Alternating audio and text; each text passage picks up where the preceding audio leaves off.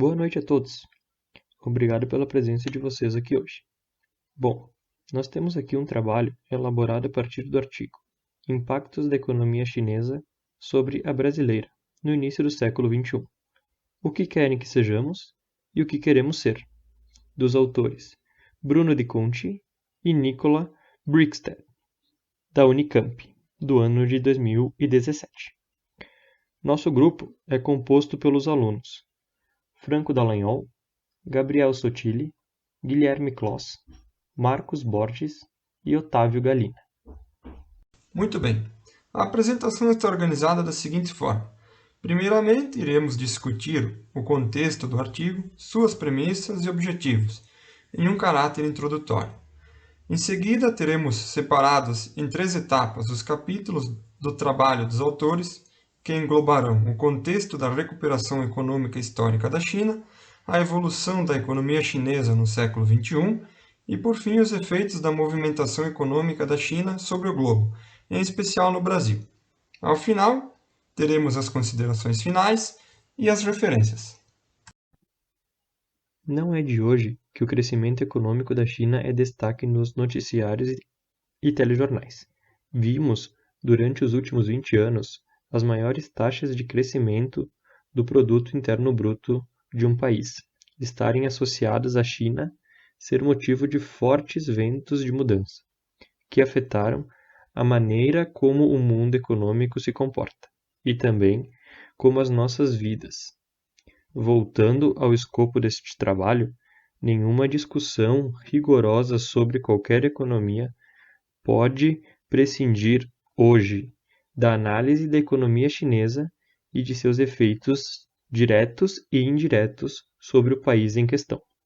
O objetivo deste trabalho é realçar os pontos principais apontados pelo autor, que analisaram o padrão de crescimento chinês e suas mudanças recentes, com o intuito de jogar luz sobre seus impactos na economia brasileira.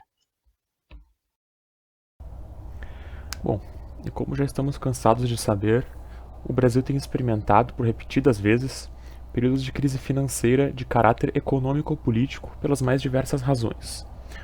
Ora, independente da administração em vigor, o que é mais notável é que estamos extremamente suscetíveis à influência por fatores externos, como as respectivas crises americanas de 2008, europeias de 2012 e agora pelo período da pandemia desde 2020. É válido, então, que estudemos a realidade da economia mundial, verdadeiramente dependente do consumo chinês e de sua manufatura. Bom, e como também já sabemos, a China é incontestavelmente importante economicamente. Uma prova disso é que ela é a segunda maior economia do mundo e que muitos países menores dependem diretamente da economia mundial, que é influenciada pela China. Embora tenham muitos estudos sobre o efeito China no Brasil, poucos deles relacionam a China e o efeito China com a desaceleração econômica e a crise brasileira. Na literatura especializada, é comum que se assuma que o período de crescimento chinês observado nas últimas décadas pode ser resumido como consequência apenas das reformas pró-mercado do final da década de 70. Porém, os autores do texto em discussão defendem que é necessário recuar ao menos até a Revolução Chinesa, pois mencionar somente as reformas de 1978 não explica por completo o vigor da economia chinesa atual e, portanto, de suas potencialidades. Temos alguns pontos a observar para este contexto histórico. Até meados da década de 50, a China apresentava números bastante diferentes da média ocidental em relação ao índice de desenvolvimento humano. Indicadores como expectativa de vida de apenas 35 anos em 1950 e uma taxa de alfabetização de 28% em 1949. As bases deixadas pela Revolução Chinesa promoveram evoluções significativas nesses indicadores, elevando a expectativa de vida para 65 anos, isso em 1970, uma taxa de alfabetização surpreendente de 65% ao final da década de 70, o que constituiu o maior experimento de educação em massa do mundo. Por consequência disso, a realidade chinesa na década de 70 contava com instituições fortes e muito capital humano, que potencializaram um Estado verdadeiramente forte, trabalho.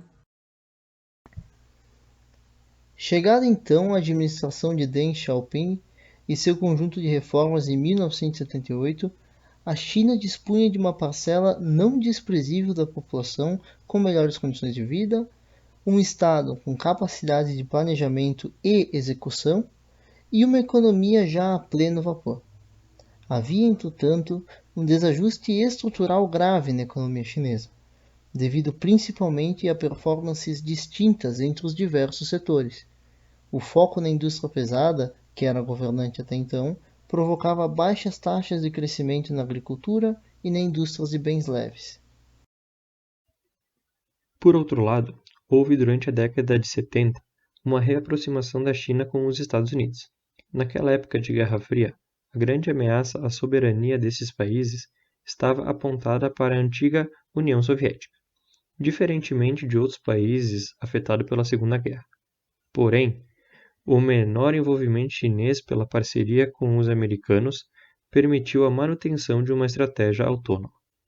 Aliaram-se, então, uma herança positiva do período da Revolução, com o incentivo a estabelecer um ponto focal forte na região, contra a chamada ameaça soviética. O governo de Deng Xiaoping deu início a um movimento do planejamento econômico centralizado, em direção a um uso maior dos mercados e das sinalizações e mecanismos mercantis, em um ritmo muito gradual, permitindo assim atravessar o rio sentindo cada pedra. A estratégia foi modernizar a economia, preservando a unidade nacional, as instituições públicas assentadas no monopólio do poder pelo Partido Comunista Chinês e a propriedade preponderadamente pública das terras e do capital.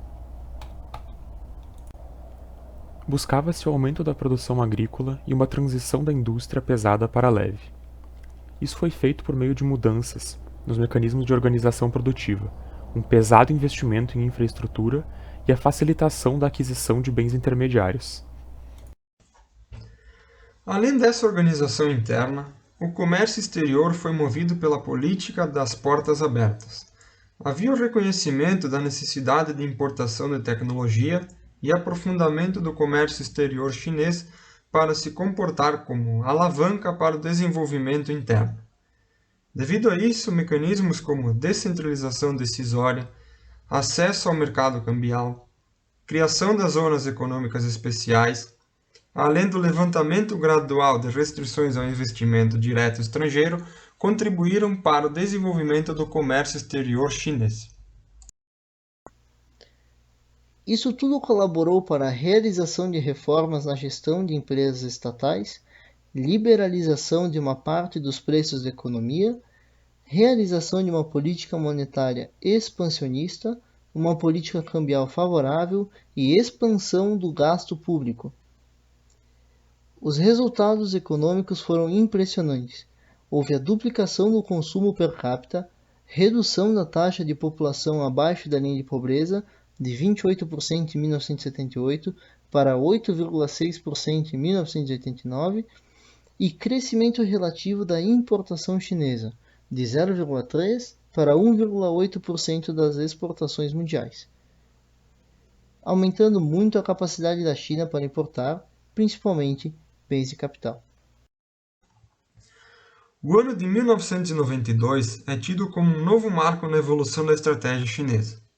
O afastamento de Deng Xiaoping e a colocação de uma nova rodada de reformas são os grandes destaques. Ocorreu ali uma estratégia de diversificação das exportações e emparelhamento tecnológico, marcado pela abertura adicional ao investimento direto estrangeiro, criação de novas zonas econômicas especiais e a formação de conglomerados empresariais. Isso manteve o padrão de crescimento chinês acelerado, como também promoveu ganhos de participação no comércio internacional, além de promover a entrada de setores e produtos de tecnologia mais avançados. Logo no início do século XXI, a China foi aceita como membro integrante da Organização Mundial do Comércio.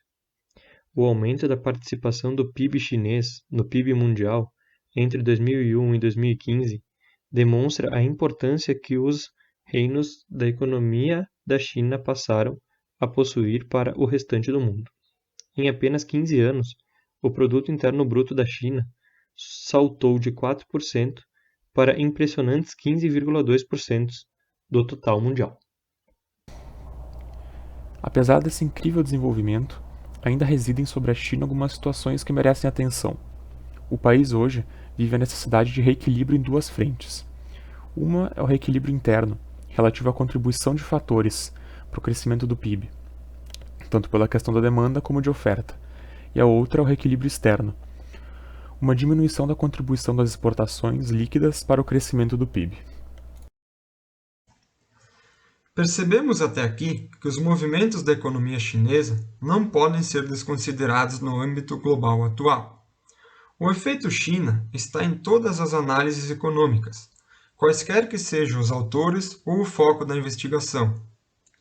A China se desenvolveu ao ponto de se comportar como um grande player do mercado mundial, estabelecendo parcerias e realizando investimentos que se movem na direção de seus interesses.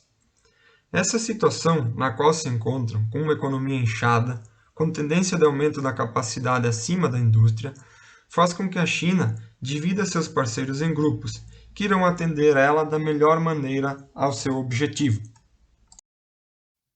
Os países desenvolvidos, sobretudo da Europa e da América do Norte, são parceiros e/ou competidores no mercado das tecnologias mais avançadas e costumam realizar intercâmbios de conhecimento. Os países vizinhos do restante da Ásia surgem como mercados consumidores da gigantesca capacidade fabril da China. Restaram, assim, aos países da América Latina e África serem fornecedores de matéria-prima a baixo custo, larga escala e insumos agrícolas. É nesse contexto que o Brasil se encaixa aos olhos da nova Organização Econômica Global. Podemos analisar a influência chinesa sobre a economia brasileira através de 2 pontos: os principais vetores originários dos impactos e os canais macroeconômicos de transmissão desses impactos sobre a economia do Brasil. O primeiro deles consiste do comércio exterior e dos investimentos diretos estrangeiros, ao passo que os canais macroeconômicos têm seu foco nos preços e na dinâmica da demanda agregada. A interação destes 2 pontos resulta na atual conjuntura da estrutura produtiva e vulnerabilidade externa observadas. Desde 2009, a China tornou-se o principal parceiro comercial do Brasil, superando os Estados Unidos. A natureza dessa parceria entre Brasil e China no comércio exterior segue claramente a abordagem dos chineses para os países periféricos. A China exporta produtos industriais, como bens de consumo e de capital, e importa alimentos, matéria-prima e energia. Neste contexto, as exportações chinesas para o Brasil são compostas quase que integralmente, cerca de 95%, por bens de capital, bens de consumo e intermediários. Por outro lado, pelo menos 80% das exportações brasileiras para a China são compostas por matérias-primas. Mais detalhadamente, itens relativos a minérios, sementes e grãos representaram 64% desse montante em 2015. Somando-se os combustíveis minerais a soja e minério de ferro, chegamos a 75%. Enquanto que, em um primeiro momento, esse estreitamento dos laços de mercado entre Brasil e China proporcionou o grande desenvolvimento econômico observado no país antes da crise de 2008, uma vez que o Brasil surgia ali como um ponto focal da América Latina, distribuindo dentro do continente seus produtos manufaturados, da década de 10 em diante, vemos essa fatia de mercado ser gradualmente substituída pelos produtos de origem chinesa, relegando ao Brasil uma função esperada de fornecedor de commodities. É notável, assim, como os sintomas de encolhimento do parque industrial brasileiro vêm sendo observados ao longo dos últimos anos, crise após crise, enquanto que a balança comercial é cada vez mais sustentada pelos números recordes de exportação oriundos da agropecuária, em especial a agricultura. Conhecemos, dentro da nossa realidade, exemplos de aquisições por parte de fundos de investimentos estrangeiros e empresas do setor de infraestrutura e energia. É característico da nossa realidade, aos olhos da China, que nos encaixemos no grupo de países com investimentos em recursos naturais e energia, colaborando com a redução de custos de transporte de matérias-primas agrícolas e minerais para o território chinês. O comércio exterior brasileiro com a China teve significativa importância para o aumento do poder aquisitivo das famílias brasileiras na primeira década dos anos 2000, bem como a entrada de volumosos recursos resultaram na contínua apreciação do real. A médio prazo, os resultados macroeconômicos desse envolvimento com a China não foram apenas positivos. Ficou muito evidente o estímulo aos investimentos nos setores que estavam envolvidos com a exploração de recursos naturais e, em contraponto, o desestímulo aos investimentos na indústria. O capitalismo funciona de forma crescentemente global. Portanto, o parque de investimentos empresariais toma as mesmas proporções, e é nele que os empresários vislumbram a necessidade de investir. Dessa forma, muitas empresas nacionais não serão material de investimento até a digestão completa dessa capacidade chinesa. Como consequência, temos a quebra da engrenagem do mecanismo acelerador, que relaciona o crescimento da demanda ao crescimento do investimento agregado, projetando o aumento da parcela de demanda doméstica para o exterior, caracterizando assim o efeito China. Nas considerações do autor, as consequências sobre a estrutura produtiva do Brasil caracterizam o mais importante dos efeitos China, uma vez que a indústria possui o papel central para a economia nacional. O texto ressalta a fragilização da indústria brasileira, comparando o produto nacional com a pauta do comércio exterior, e também a caracteriza como importadora e financiarizada. Esse comportamento industrial leva os efeitos negativos dos efeitos China à estrutura do emprego na economia, às possibilidades de desenvolvimento tecnológico, ao balanço das folhas de pagamento e entre outros. Os bens de capital, bens intermediários e setores tecno-econômicos são os elos produtivos que mais sofreram perdas, distanciando a indústria de uma possível adesão aos nichos de alta tecnologia e de oportunidades que ofereceriam maior dinamismo na economia global. A priorização do agrobusiness também impactou no sustento da agricultura familiar e trouxe graves consequências ecológicas e sociais. O protagonismo chinês na dinamização do comércio global e a abundância de liquidez internacional permitiram o Banco Central do Brasil a acumular reservas internacionais, mas ao mesmo tempo tornou a economia brasileira suscetível aos movimentos da economia global.